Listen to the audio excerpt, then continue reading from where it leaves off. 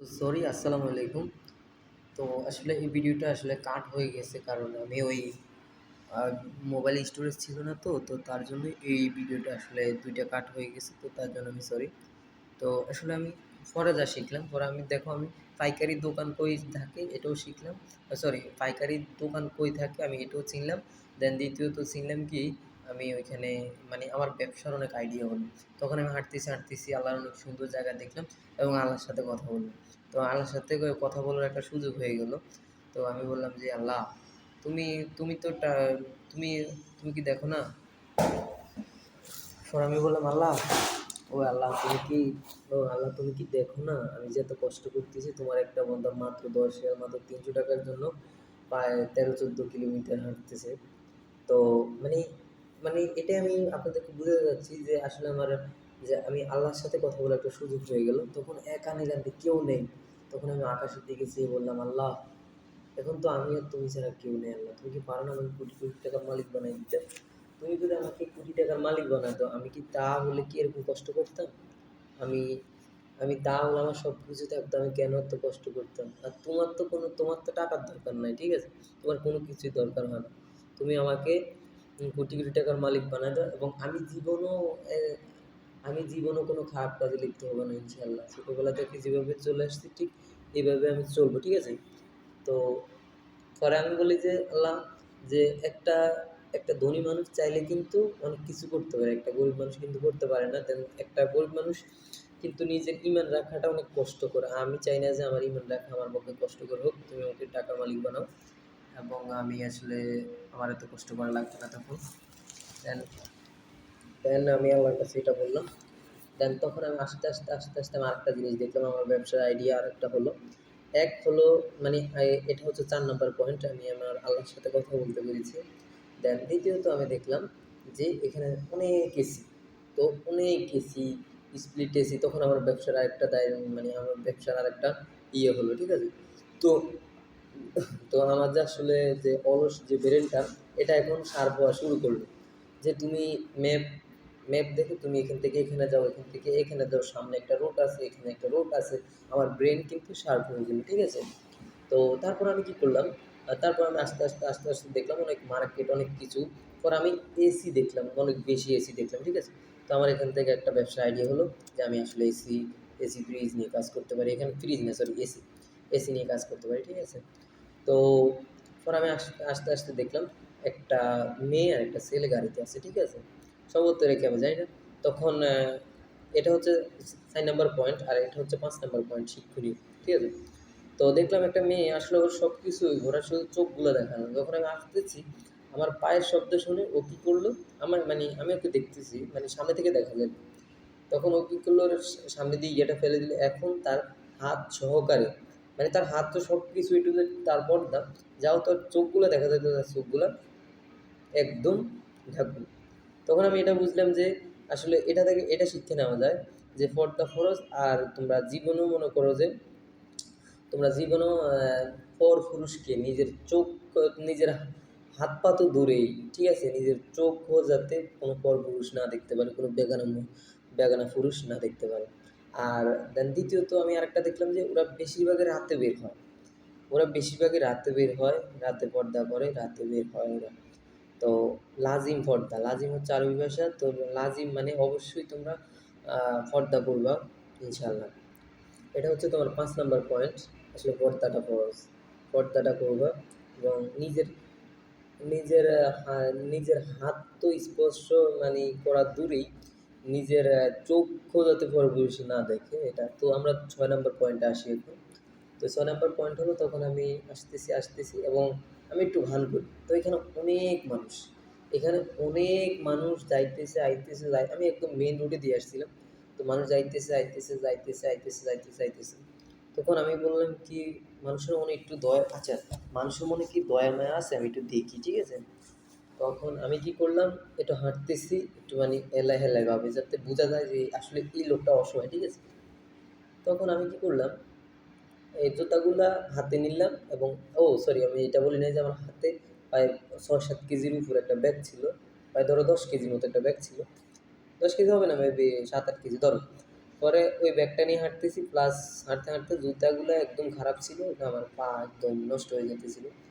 পরে আমি পা ব্যথা করে পরে আমি কী করলাম, ওই লোক ২ জন মহিলা আসতেছে, ২ জন পুরুষ আসতেছে, ঠিক আছে? আর পিছন থেকে তো গাড়ির ভরপুর আসতেছে। জুতাগুলো হাতে নিয়ে হাঁটলাম।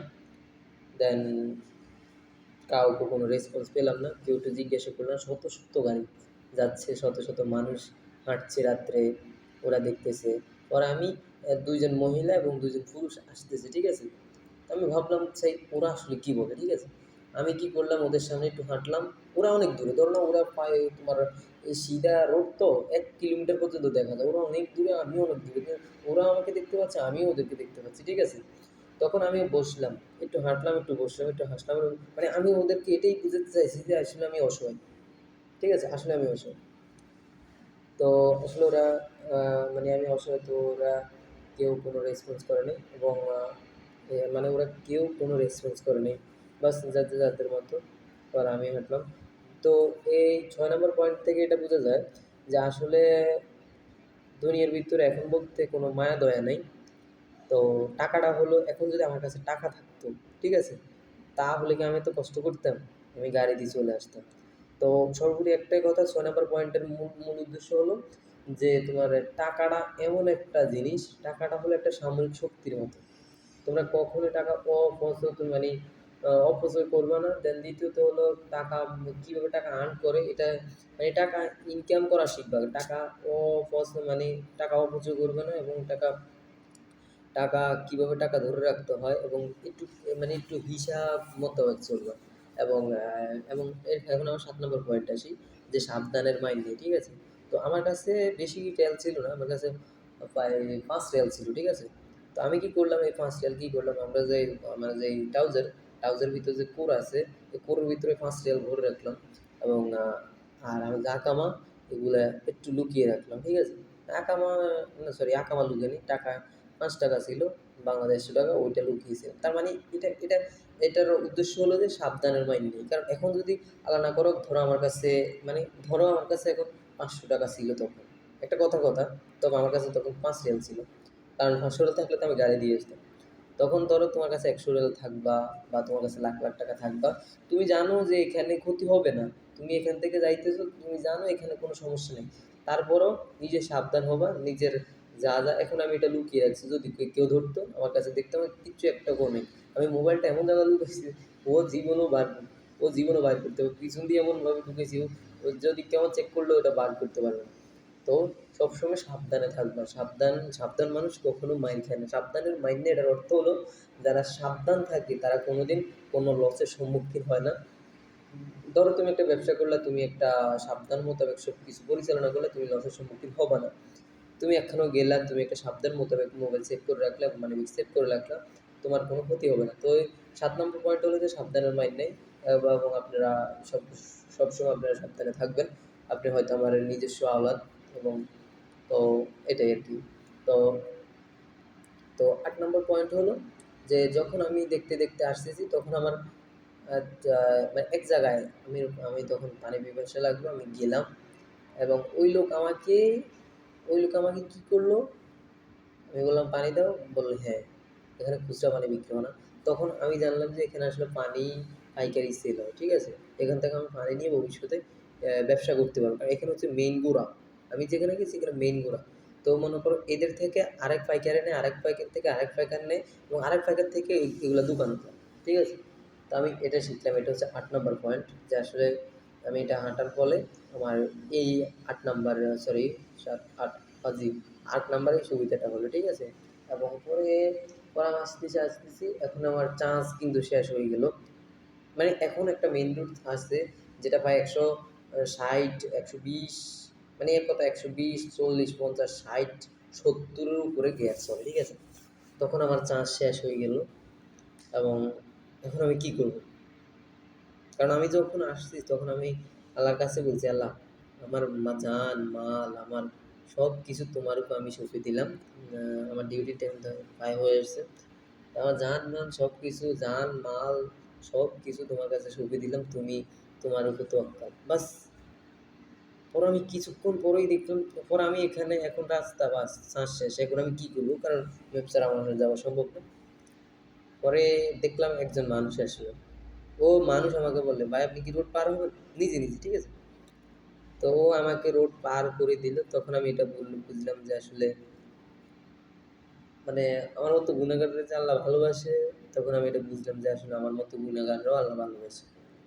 তো তখন আমার ৯ নাম্বার পয়েন্ট হলো যে আল্লাহ যে আমাকে ভালোবাসে, এটা আমি বুঝলাম যে আসলে প্রভু আমাকে ভালোবাসে, এবং আল্লাহ আর আমার ভিতরে আরো সম্পর্কটা মানে তখন আমার একদম চোখ দিয়ে পানি চলে এসেছে। আমি একদম একবারে কান্না করে দিয়েছিলাম। তখন ওই লোকটা যখন এটা বলল এবং পার হওয়ার পরে পরে পরে আমি ওকে বললাম, তো পরে ও আমাকে পার করে দিল, এবং আল্লাহ আর আমার ভিতরে যে সম্পর্কটা এটা আরও দ্বিগুণ হলো। পরে আমার প্রতি যে আল্লাহর প্রতি ইমান আরও জোরালো হলো, ঠিক আছে। এটা হচ্ছে আমার ৯ নাম্বার লাভ। তো দেন ওইখান থেকে আমি গেলাম, পর আমি ওকে জিজ্ঞেস করলাম যে তুমি ভাই তুমি এত রাত্রে এখানে কি করো।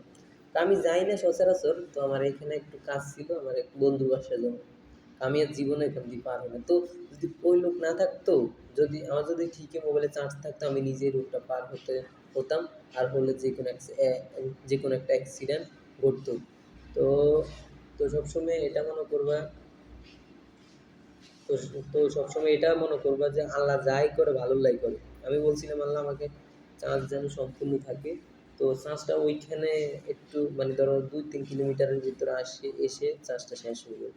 তো সবসময় এটা মনে করবো যে আল্লাহ যা করে ভালোর করে। যদি আমার মোবাইলে চার্জ থাকতো, আমি কখনোই ওই লোকের সাথে যাইতাম না। আমি নিজে একা একা করতাম, একা একা রোডটা পার হতাম। আমি নিশ্চিত ধরো না যে আমি একটা অ্যাক্সিডেন্টের সম্মুখীন হতাম। তো যার জন্য তো আল্লাহর কাছে লাখ লাখ শুকরিয়া। পরে ওইখান থেকে আসলাম, একটা পানি এখানে মসজিদের কাছে পানি পেলাম, এবং পরে এখানে খালি একটা মাঠ পেলাম, এবং খালি একটা মাঠের ভিতরে আমি আল্লাহর সরি আমি আমার ১১ নম্বর লাভ হলো যে আমি খালি একটা মাঠ পেলাম, এবং ওই মাঠটার ভিতরে আমি একদম আল্লাহর কাছে খালিস তওবা করলাম। আসলে এটা বলাটা ঠিক না। তো এটা আমার প্রভুর ভিতরে। তো তারপরে বলছি যে এখানে আসার পরে আমার ১১ নম্বর লাভটা হলো যে আমি প্রভুর কাছে একদম খালিস তওবা করতে পেরেছি যে আসলে আমার মতো গুনাহগারকে যে আল্লাহ ভালোবাসে। আমি আসলে কি করি? নামাজ পড়ি না ঠিকমতো, রোজা রাখি না ঠিকমতো, তারপরে যে প্রভু আমাকে ভালোবাসে। তো এইটা আল্লাহর কাছে লাখ লাখ শুকরিয়া। আমি তখন থেকে খালিস নিয়ত করলাম যে এখনো আমি দাড়ি কাটি না, আমার দাড়ি ভালো করে উঠতেছে না, যে আমি ইনশাল্লাহ সব কিছু পালন করার চেষ্টা করব, মিথ্যা এড়িয়ে চলবো, বিভিন্ন বিভিন্ন মিথ্যা এড়িয়ে চলবো। আমি সচরাচর তো তোমাদের সবার দোয়া আমি আসলে মিথ্যা কথা বেশি বলি না, আমি মিথ্যে কথাও বলি না, আর আমার জানা মতে আমি তেমন খারাপ কাজও করি না। তারপর আমি নিজেকে আরেকটু ডেভেলপ করবো ইনশাল্লাহ। তো এখান থেকে আমি যা শিখলাম যে টাকা হলো মেন জিনিস, যে টাকাটা হলো একদম মেইন জিনিস। তুমি কীভাবে তুমি সমস্যা নেই, আমি আছি, কীভাবে টাকা ইনকাম করতে হয়, কীভাবে কাস্টমার জেনারেট করতে হয়, কীভাবে কী করতে হয়, কীভাবে টাকা ইনকাম করতে হয়, তা আমি তোমাদেরকে সবাইকে শিখিয়ে দিব। তো যেটা হলো যে টাকা হলো মেইন জিনিস। টাকা কখনো অপচয় করবে না, সম্পদ কখনো অপচয় করবে না। না হলে এই অসময়ে সম্পদ হলো অসময়ের বন্ধু, ঠিক আছে? আর আল্লাহর উপর তাওয়াক্কাল সবসময় রাখবা। কারণ আল্লাহর উপর আমি তাওয়াক্কাল করে দিয়েছিলাম আমার সব। তো দেখো আমাকে একটা কুকুরও ধরে না, এখানে কুকুর ছিল, কত মানুষ, খারাপ মানুষ ছিল সৌদিতে, তো কিছুই ধরে নাই। দেন দ্বিতীয়ত আমার কষ্ট হয়েছে ঠিক আছে, কিন্তু আমার এখান থেকে যে শিক্ষাটা হয়েছে না, তো এখান থেকে আমার যে আমার যেই অলস ব্রেন সচল হয়ে গেল, এবং আমার টাকার প্রতি আরও মানে বড়লোক হওয়ার প্রতি আরও আশঙ্কা মানে আমার আকাঙ্ক্ষা আরও দ্বিগুণ বেড়ে গেল আর কি, ঠিক আছে। এখন আমার কথাতে অনেক ভুল থাকতে পারে, হয়তো আমি এক কথা দুই তিনবার রিপিট করেছি, কারণ তুমি আমার আপন মানুষ। সমস্যা নেই, আমি ভিডিওটা এডিট করবো না, কিছুই করবো না। এভাবে আমি ভিডিওটা আপলোড করবো আর কি। দেন দ্বিতীয়ত হলো যে হয়তো এটার ভিতরে আমার মুখের সাথে আমার ভয়েসে মিল নাও থাকতে পারে। তো এটা কোনো সমস্যা নাই। তুমি এটা দেখো, এটা ভালো একটা হবে। তো তুমি মেইন কথা হলো যে টাকা অপচয় করা যাবে না, ঠিক আছে? টাকা কোনো রকমে অপচয় করা যাবে না।